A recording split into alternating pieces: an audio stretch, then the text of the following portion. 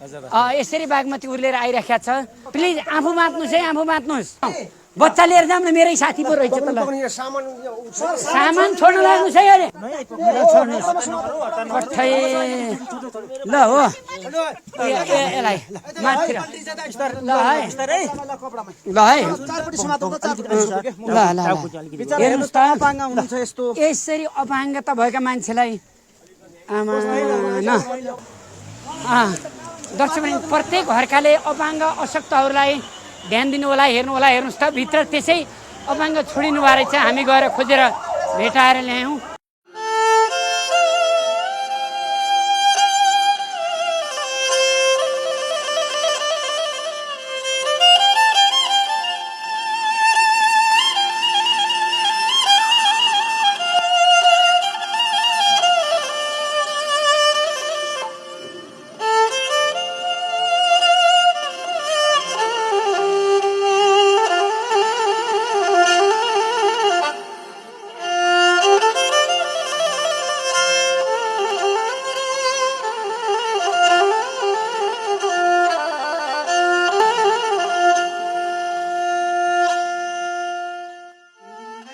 फलफुल बजार यसरी डुबानमा परिसकेका छ।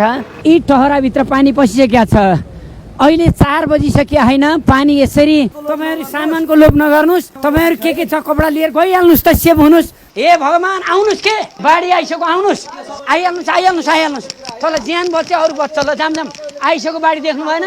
दर्शक नमस्कार, हिमालय टेलिभिजन इन्द्रायणी.com युट्युब र पेजमा तपाईँ हुनुहुन्छ। नवीन सिगदेली, विराज चौलगाई, भूपेन्द्र पराजुली र म कार्यक्रम सञ्चालक कृष्ण कणेल यतिखेर स्थलगतमा आइसकेका छौँ भने दीपक केसी, पद्मा कणेल लगायतको टिम इन्द्रायणी स्टुडियोमा छ।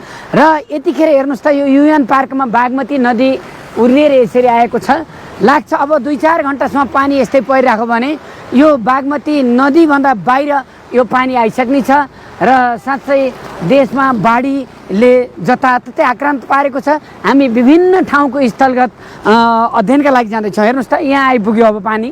अहिले दिउँसोको 3:15 बजे यसरी बागमती नदी उर्लिएर आइसकेको छ। दर्शकवृन्द हेर्नुहोस् त यो बागमती नदी उर्लिएर यसरी आएको छ।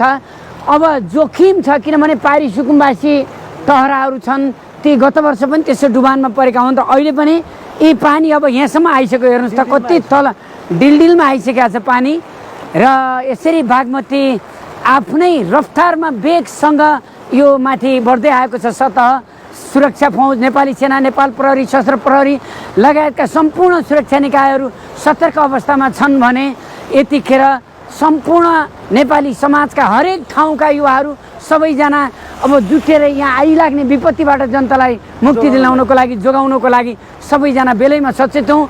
त्यो पारीतिर त्यहाँ बस्ने मान्छेहरू बेलुकै उठेर अन्त जान जरुरी देखेका छौँ हामीले सुकुम्बासी टहरा पनि। हामी बल्खु आइपुगेका छौँ। बल्खुमा गत वर्ष पनि बाढीले धेरै ठुलो वितण्डा मचाएको थियो र धेरै मान्छे यो बाढीका कारणले गर्दा यहाँ आइरहेका छन्। फलफुल बजार यसरी डुबानमा परिसकेका छ। यी टहराभित्र पानी पसिसकेका छ। अहिले 4 बजिसक्यो होइन, पानी यसरी बाढी आइसकेका छ कि यो बल्खु अब लगभग केही छिनका यो सबै लैजाने अवस्थामा छ। यस्तो डुब्ने अवस्थामा छ। बल्खु डुबानको अवस्थामा छ। तपाईँहरू सामानको लोभ नगर्नुहोस्। तपाईँहरू के छ कपडा लिएर गइहाल्नुहोस् त, सेभ हुनुहोस्। छोड्नु गइहाल्नु यहाँ भित्र नबस्नु, गइहाल्नुहोस्। तपाईँहरू जानुहोस् है, छिट्टो जानुहोस्, छिट्टो। तपाईँहरू गइहाल्नुहोस् त, यहाँ किन बस्नु भएको छ अहिलेसम्म? ल गइहाल्नु। ल जानुहोस् दिदी, जानुहोस्। यहाँ अहिले बगाउँछ, जानुहोस्, गइहाल्नुहोस्। छोडिदिनुहोस् सामान कुखुरा सुखुरा छोड्नुहोस् कि अब मान्छे जानुहोस् पहिला। यी पानी यस्तै आइसक्यो। हेलो, तपाईँ गइहाल्नुहोस् त, गइहाल्नुहोस्। तपाईँ गइहाल्नुहोस् है। हेलो ससुराको भाइ, मान्छे मैले त्यो घरभरिका मैले निकालिसकेँ। ओहो, किन बस्या तपाईँ यस्तोमा? हेर्नुहोस् त यो भोलि कमाउन सकिन्छ। अरू कोही छन् कि नै भन्नुहोस् त? कोही छैन?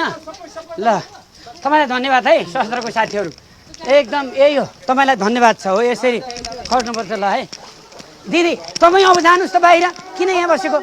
तपाईँ हिँडिहाल्नुहोस् त माथिबाट ठुलो आइसक्यो जम्मै लाग्छ हजुर गइहाल्नुहोस् बाहिर बाहिर गइहाल्नुहोस् समात्नु निक्लिनुहोस् यार हे भगवान् आउनुहोस् के बाढी आइसक्यो आउनुहोस् आइहाल्नुहोस् तल ज्यान बच्छ अरू बच्छ ल जाम आइसक्यो बाढी देख्नु भएन ल हिँडौ ल है भाइ अरू कोही छैन नि ल है भाइ यहाँ अब चोरी हुनसक्छ हामीले एकदम ध्यान दिनुपर्छ है हेर्नुहोस् त ल बाबु यहाँ कोही छ भाइ यता छ कि नै ओ दिदी आउनुहोस् न आउनुहोस् अरू कोही छ कि नै पहिला ज्यान जोगाम अनि जोगाम ल है हेर्नुहोस् त यो पानी यसरी बस्तीभित्र बागमती आइसक्यो तपाईँहरू युवाहरूले एकदमै यहाँ चोरी गर्लान् चकारी गर्लान् है बाबु बहुत ध्यान दिनुहोस् है हाम्रो सुरक्षाकर्मी यहाँका युवा पुस्ता सबै खट्नु भएको छ ल बाबु है राम्रोसँग तपाईँहरू लाग्नुहोस् है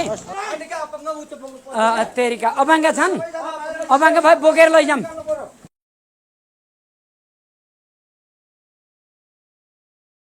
यसरी बागमती उर्लेर आइराखेको छ प्लिज आफू बाँच्नुहोस् है आफू बाँच्नुहोस् बच्चा लिएर जाऊँ न मेरै साथी पो रहेछ त ल सामान छोड्न लाग्नुहोस् है अरे ल हो यसलाई माथि ल है हेर्नुहोस् त यसरी अपाङ्गता भएका मान्छेलाई आमा न दर्शक प्रत्येक घरकाले अपाङ्ग अशक्तहरूलाई ध्यान दिनु होला हेर्नु होला हेर्नुहोस् त भित्र त्यसै अपाङ्ग छोडिनु भए रहेछ हामी गएर खोजेर भेटाएर ल्यायौँ